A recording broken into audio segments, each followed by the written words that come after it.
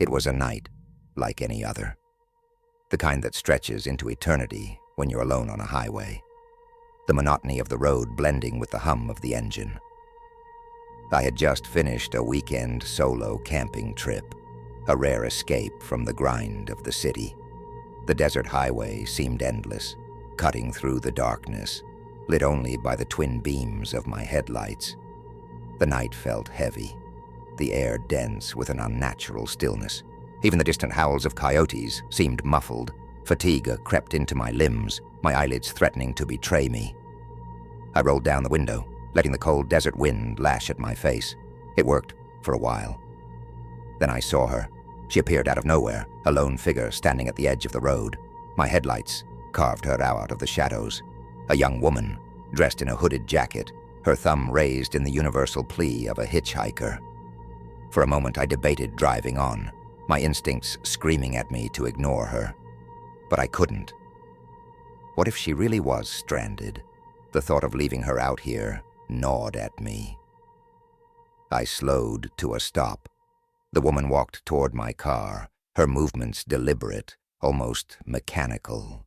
The hood of her jacket obscured her face, but her voice was clear when she spoke. "Thanks for stopping.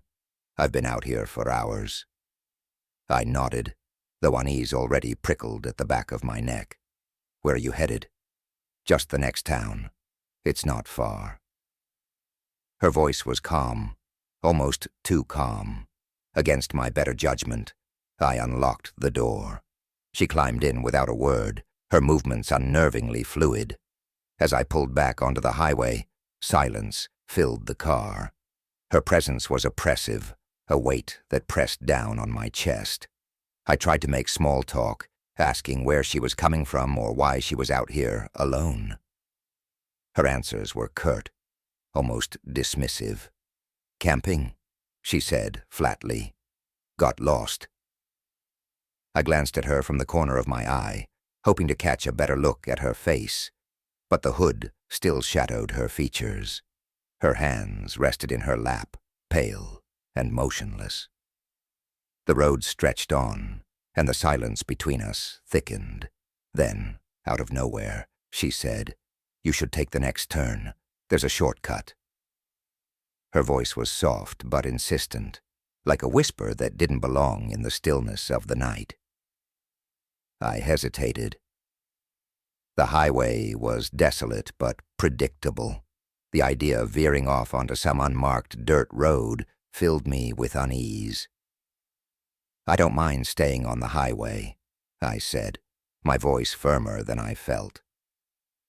She turned her head slightly, and for the first time I caught a glimpse of her face beneath the hood.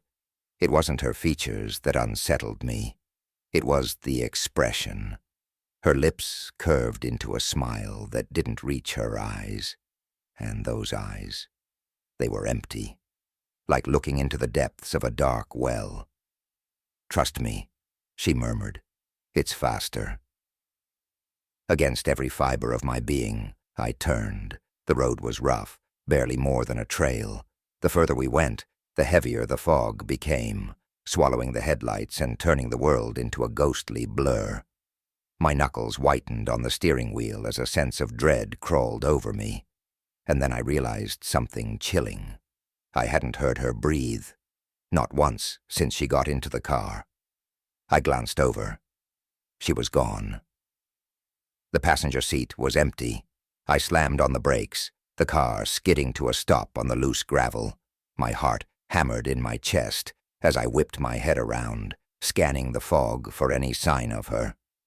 Then I saw it. A figure emerged from the mist, no longer bound by human form.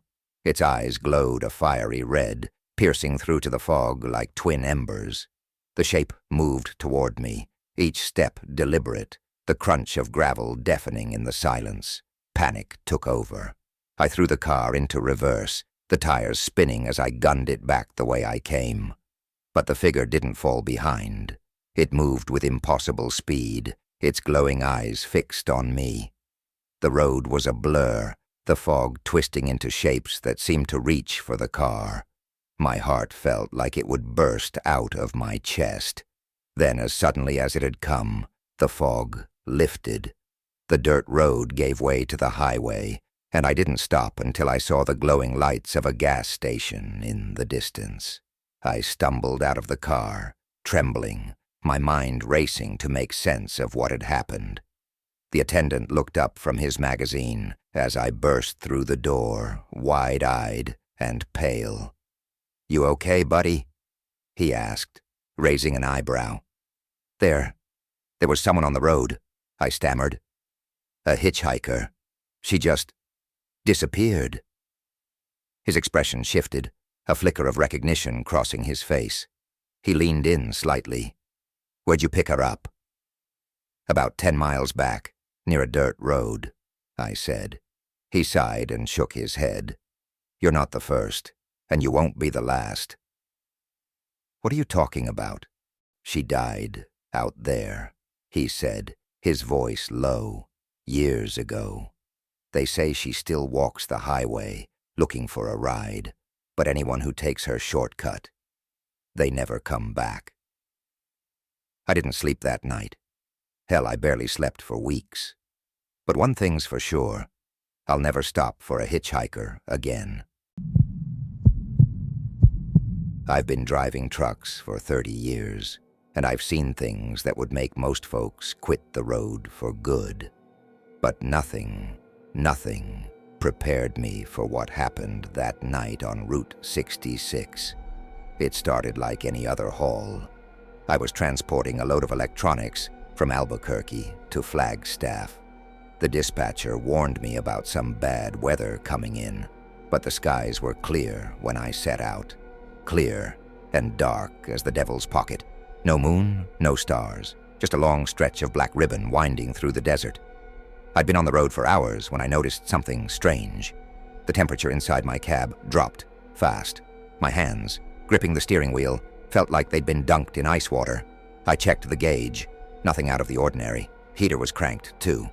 Still, my breath started fogging up the windshield. Then I saw him. In the rearview mirror, at first. A man, tall and thin, walking along the highway. He was wearing one of those old trench coats that looked like it belonged in a black and white movie. It flapped in the wind, though I swear there wasn't even a breeze that night. What stopped me cold was the way he was walking. Not away from my truck like any sane person would, but toward it, right down the middle of the road. I slowed down, heart thudding in my chest. I'm not a superstitious man, but there was something wrong about him. His steps didn't match the rhythm of my wheels, like he was moving out of sync with the world. I blinked, and he was gone. I slammed the brakes, tires screeching against the asphalt. The truck shuddered to a stop. For a moment, the only sound was the low hum of the engine. My eyes darted to the mirrors. Nothing. I opened the door and stepped out, flashlight in hand.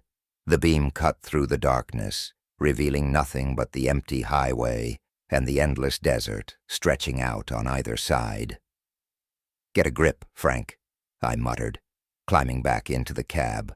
"You're just tired." But no amount of caffeine could shake the feeling that something was watching me. 2 hours later, I saw him again. This time he wasn't in the mirror. He was on the side of the road, standing perfectly still. The truck's headlights lit him up, and I got a good look. He was pale, not sickly pale, dead pale, like someone had drained all the color out of him. His eyes glowed, bright and unnatural, cutting through the darkness like twin headlights. He didn't flinch, didn't blink, just stood there, staring straight at me. "Hell no," I whispered, jerking the wheel to swerve around him. The truck fishtailed, tires screeching as I fought to keep control. For a terrifying moment I thought I'd flip the rig. When I finally got it straightened out, my heart was pounding so hard I thought it had burst. I pulled over, hands trembling as I killed the engine. The silence was deafening, broken only by the ticking of the cooling engine. I grabbed my flashlight again and climbed out, half expecting to find the man standing right behind me. Nothing. Just the empty road and the vast, indifferent desert. I didn't get back in the truck right away. Instead, I stood there, staring into the darkness, feeling more vulnerable than I had in years. I've hauled through blizzards, tornadoes, you name it. But I've never felt fear like I did in that moment. It wasn't the kind of fear you can reason your way out of. It was primal, bone deep, the kind of fear that tells you you're not alone, and whatever's out there isn't human. Finally, I forced myself to climb back into the cab and locked the doors. I started the engine and floored it, refusing to look in the mirrors, refusing to slow down. But Route 66 had one last surprise for me. About 30 miles outside Flagstaff, my radio crackled to life. At first I thought it was static, but then I heard it. A voice low and guttural, whispering my name. Frank. I nearly jumped out of my skin. My hands gripped the wheel so tight, I thought I'd snap it in two. Frank? The voice was clearer now, echoing through the cab like it was coming from inside the truck. I slammed my fist against the radio, but it didn't stop. Frank, you can't run. I turned off the radio. The voice didn't stop. Frank, you saw me. I floored it, the truck roaring as it sped down the highway. The voice faded, replaced by the shrill sound of my own breathing. When I finally rolled into Flagstaff, the first rays of dawn were breaking over the horizon. I parked at a truck stop and sat there for a long time, hands shaking, staring at the steering wheel. I haven't driven that stretch of Route 66 since. Some folks call it the Mother Road, a piece of living history. To me, it's something else entirely. A place where the past doesn't stay buried, and the dead don't stay dead. And every now and then, late at night, I think about that man, the glowing eyes, the way he moved, the voice on the radio. I wonder if he's still out there, walking that lonely stretch of highway, waiting for the next poor soul to cross his path. I don't plan on finding out.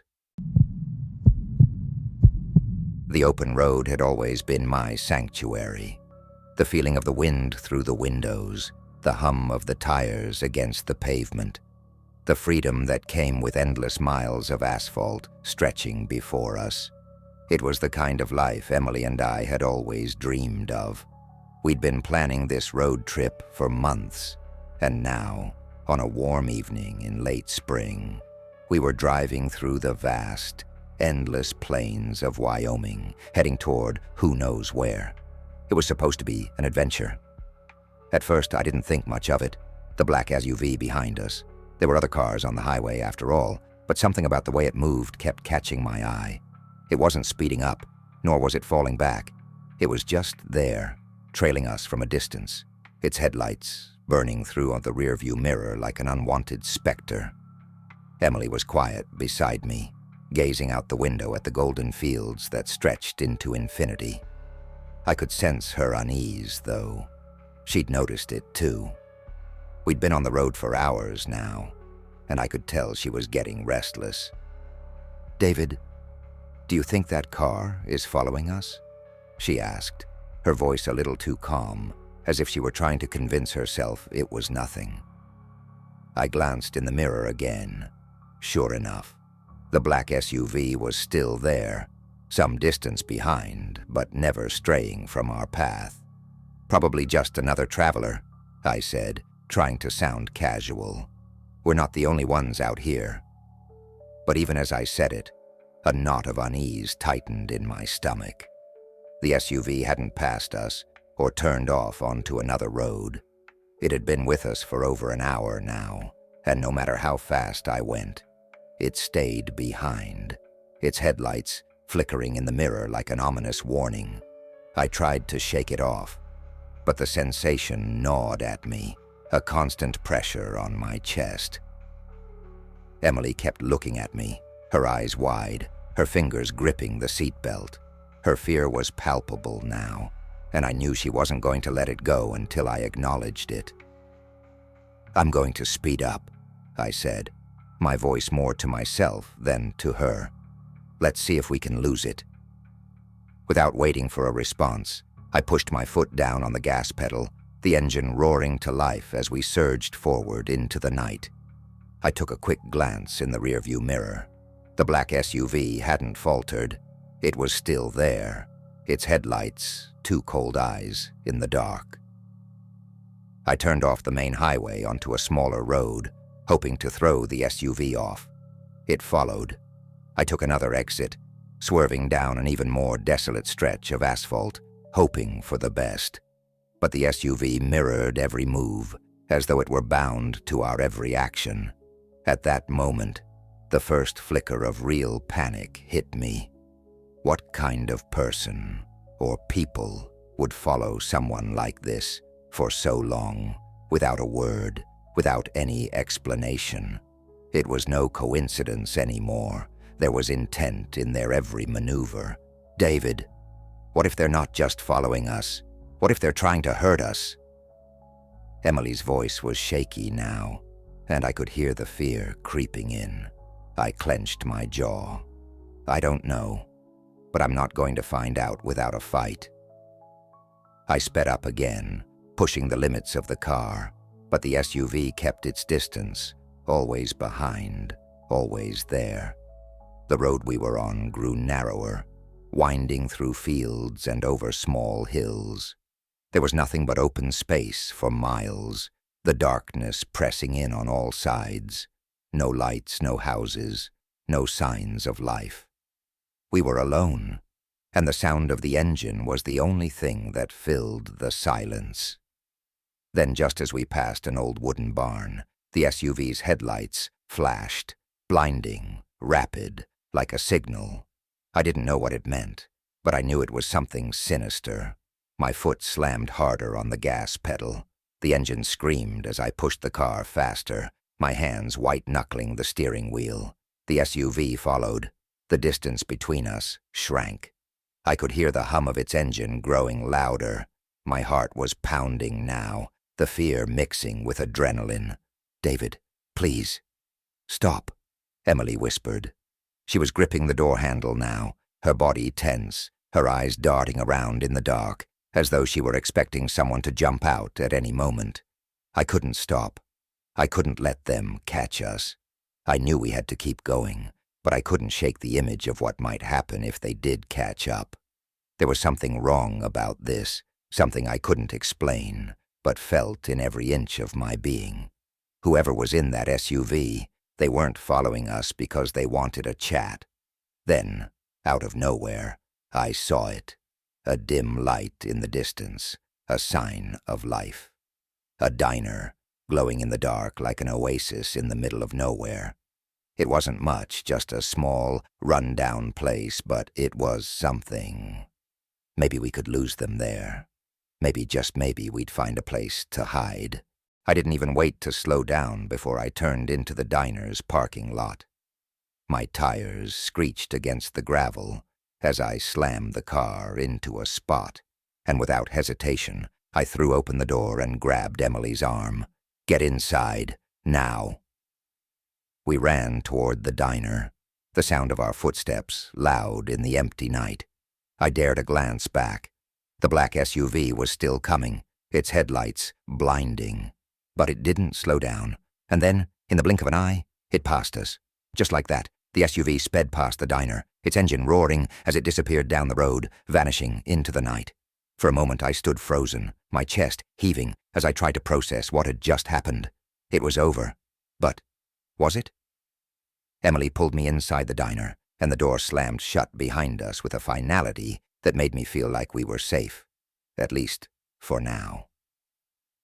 The diner was empty, save for the waitress, who looked at us curiously as we stepped in. I couldn't stop looking over my shoulder, waiting for the SUV to return. But it didn't. It was gone. I took a deep breath, trying to steady my racing heart. The fear that had gripped me earlier was still there, but now it was mixed with confusion. Who were they?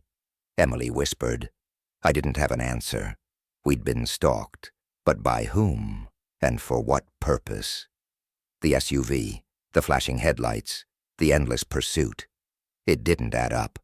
I felt the weight of it pressing down on me, as though there was something more here, something we hadn't seen. All I knew was that, for now, we were safe. But something inside me told me that this wasn't over. It couldn't be. Not after everything that had happened.